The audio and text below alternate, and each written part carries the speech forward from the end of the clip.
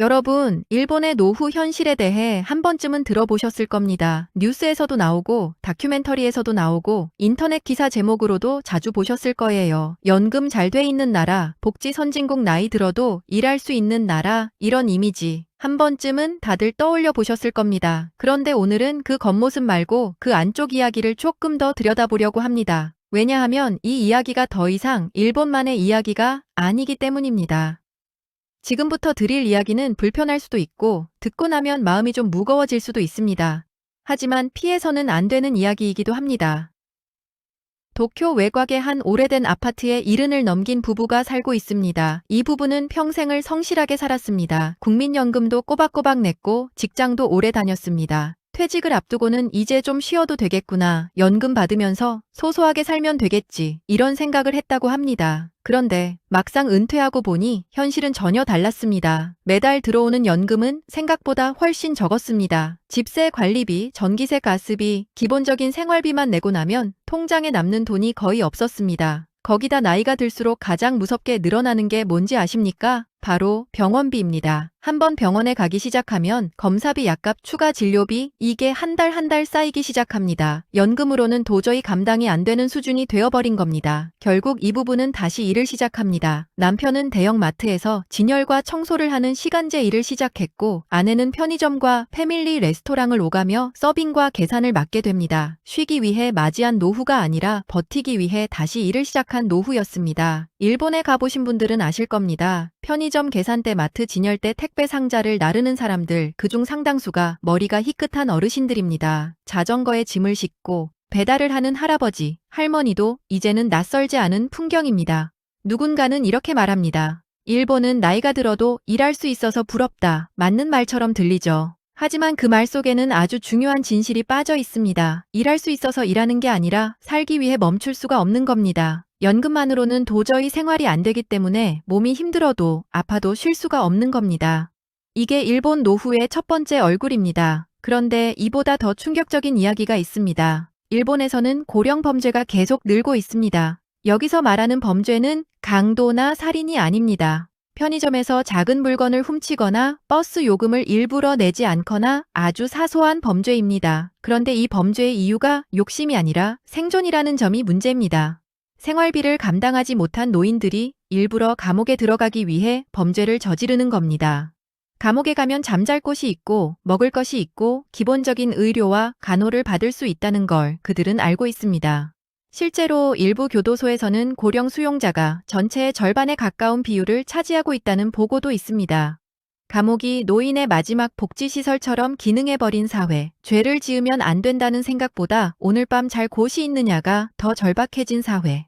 이건 범죄 이야기가 아닙니다. 사회 안전망이 무너졌다는 가장 어두운 신호입니다. 그리고 일본 노후 현실의 또 다른 얼굴이 있습니다. 바로 고립사입니다. 일본은 개인주의 문화가 강한 사회입니다. 자녀와 부모가 각자의 삶을 존중하며 거리를 두고 사는 것이 자연스럽게 여겨집니다. 젊을 때는 그게 자유로워 보이고 멋있어 보이기도 합니다. 하지만 노후에 접어들면 이 거리는 외로움으로 바뀝니다. 연락할 가족이 없고 찾아오는 친구도 없고 하루 종일 누구와도 말을 하지 않는 날들이 이어집니다. 혼자 살던 노인이 아파트 안에서 숨진 채 몇 주, 몇 달이 지나서야 집에서 나는 냄새 때문에 발견되는 일. 이제 일본에서는 이런 일이 뉴스거리조차 되지 못합니다. 그만큼 흔해졌기 때문입니다. 돈이 없는 노후도 비극이지만 사람이 없는 노후는 그보다 더 빠르게 사람을 무너뜨립니다. 여기까지 들으시면서 이런 생각이 드셨을지도 모릅니다.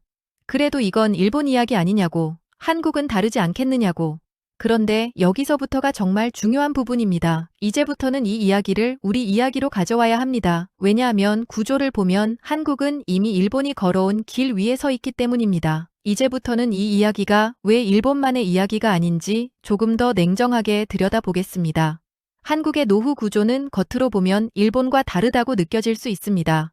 하지만 조금만 깊이 들어가 보면 놀랄 정도로 닮아 있습니다. 첫 번째는 연금입니다. 일본의 노인들도 국민연금을 성실하게 납부했습니다. 평생 일했고 규칙을 지켰고 나라를 믿었습니다. 하지만 은퇴하는 순간 그 믿음은 현실 앞에서 흔들리기 시작합니다. 월급이 끊기는 순간 들어오는 돈의 크기는 갑자기 절반 이하로 떨어집니다. 문제는 삶의 속도는 그대로라는 겁니다. 집세는 그대로고 공과금은 그대로고 병원비는 오히려 늘어납니다. 한국도 다르지 않습니다. 국민연금만으로 노후 생활이 가능하다고 느끼는 분 솔직히 많지 않으실 겁니다. 납부 기간이 짧았던 분, 중간에 공백이 있었던 분, 자영업으로 버텨온 분들일수록 연금에 대한 불안은 더 큽니다. 퇴직금이 있다고 해도 자녀 결혼 전세, 보증금 부채 상환에 쓰고 나면 남는 돈은 생각보다 적습니다. 결국 연금 하나만으로는 노후를 버티기 힘든 구조가 이미 만들어져 있습니다. 두 번째는 자산 구조입니다. 일본도 한국도 집을 중심으로 자산을 쌓아왔습니다.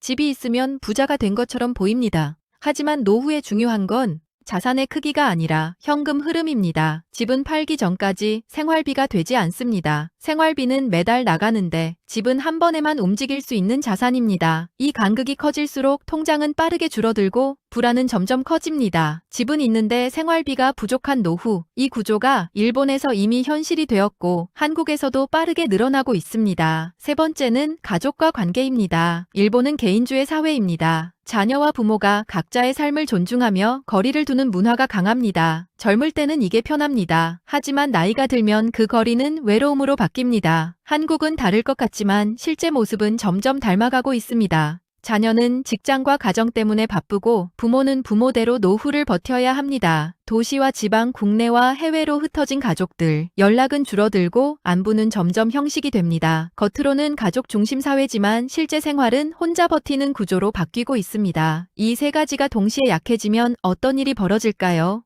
연금은 부족하고 집은 있지만 생활비는 없고 가족과 이웃과의 연결은 느슨해집니다. 이 상태가 오래 이어지면 사람의 마음은 조용히 무너집니다. 그래서 일본에서는 일부러 범죄를 저질러 감옥을 선택하는 노인이 나오고 누구에게도 발견되지 못한 채 혼자 생을 마감하는 고립사가 늘어난 겁니다. 이건 특이한 사람이어서가 아닙니다. 구조가 그렇게 만들었기 때문입니다. 여기까지 오면 이런 질문이 자연스럽게 떠오릅니다. 그럼 우리는 이미 늦은 걸까? 한국도 결국 일본처럼 되는 걸까? 여기서 아주 중요한 차이가 하나 있습니다. 우리는 일본의 미래를 이미 보고 있다는 겁니다. 즉 아직 선택할 시간이 남아있다는 뜻입니다. 일본의 노후는 우리에게 경고이자 거울입니다. 거울을 본다는 건 두 가지를 의미합니다. 닮았다는 걸 인정하는 것, 그리고 닮지 않기 위해 무엇을 바꿔야 하는지 알 수 있다는 것. 이제부터는 그렇다면 우리는 무엇을 준비해야 하는지 이야기해 보겠습니다. 돈 이야기만 하지 않겠습니다. 현실적으로 지금부터 바꿀 수 있는 것들 위주로 차근차근 짚어보겠습니다. 이제부터는 그렇다면 우리는 무엇을 준비해야 하는지 이야기해 보겠습니다. 막연한 희망이나 이상적인 이야기 말고 현실적으로 지금부터 손에 잡히는 이야기입니다. 일본의 노후가 무너진 이유는 단 하나가 아니었습니다. 연금 자산 관계 일 삶의 의미 이 5가지가 동시에 약해졌을 때 사람은 버티기 힘들어집니다. 그래서 노후 준비는 돈 하나만으로 해결되지 않습니다. 이 5개의 기둥이 함께 서 있어야 합니다. 첫 번째는 현금 흐름입니다. 노후를 지키는 가장 강력한 방패는 매달 꾸준히 들어오는 돈입니다. 집값이 얼마인지 자산이 얼마나 되는지는 중요하지 않을 수 있습니다.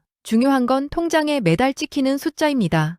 연금만으로 부족하다면 작은 금액이라도 추가적인 현금 흐름을 만들어야 합니다. 배당이 나오는 자산이자가 발생하는 금융상품, 소액 임대, 온라인 부업 시간제, 일자리 크지 않아도 괜찮습니다. 중요한 건 완벽한 수익이 아니라 끊기지 않는 흐름입니다. 젊을 때는 자산을 불리는 게 목표였다면 노후에는 자산이 나를 먹여 살리게 만드는 게 목표입니다.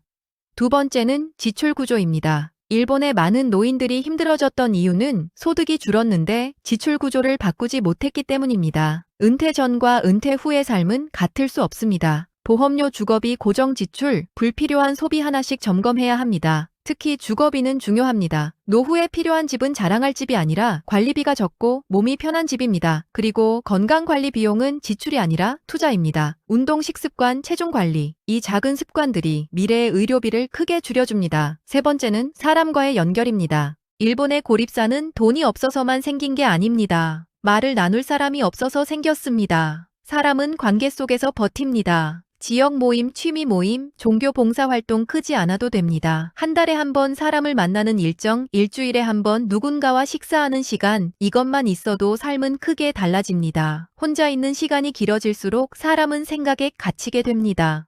노후의 가장 큰 위험은 고독입니다. 네 번째는 자녀와의 관계입니다.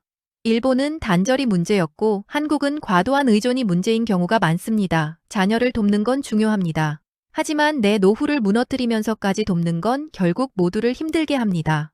경제적으로는 부모 스스로 설 수 있어야 하고 정서적으로는 연결을 유지해야 합니다. 자주 보지 않아도 됩니다. 다만 서로 안부를 나눌 수 있는 관계, 힘들 때 전화할 수 있는 관계, 그 정도의 거리는 반드시 지켜야 합니다.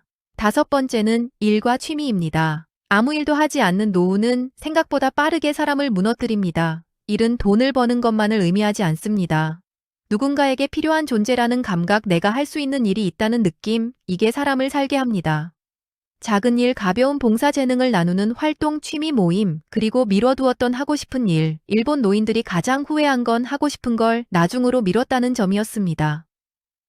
노후는 미루는 시간이 아닙니다. 지금이 가장 빠른 때입니다. 마지막으로 꼭 전하고 싶은 말이 있습니다. 완벽한 노후 준비는 존재하지 않습니다. 누구도 완벽하게 준비하지 못합니다. 하지만 아무 준비도 하지 않은 노후는 확실히 위험합니다. 연금이 부족해도 괜찮습니다. 저축이 많지 않아도 괜찮습니다. 관계가 이미 줄어들었어도 괜찮습니다. 중요한 건 지금부터 방향을 바꾸는 겁니다. 일본의 노후 현실은 무섭지만 동시에 경고입니다. 우리는 이미 답안지를 보고 있는 셈입니다. 같은 길을 갈 필요는 없습니다. 조금 더 일찍 깨닫고 조금 더 일찍 준비하면 전혀 다른 노후를 만들 수 있습니다.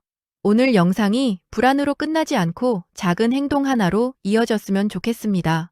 오랫동안 연락하지 못했던 사람에게 안부 한 통 보내는 것, 내 통장 구조를 한번 들여다보는 것, 산책 한번 나가는 것, 이 작은 행동 하나가 미래의 나를 지키는 시작이 될 수 있습니다. 여러분의 노후가 뉴스 속 장면이 아니라 스스로 선택한 삶이 되길 진심으로 응원합니다.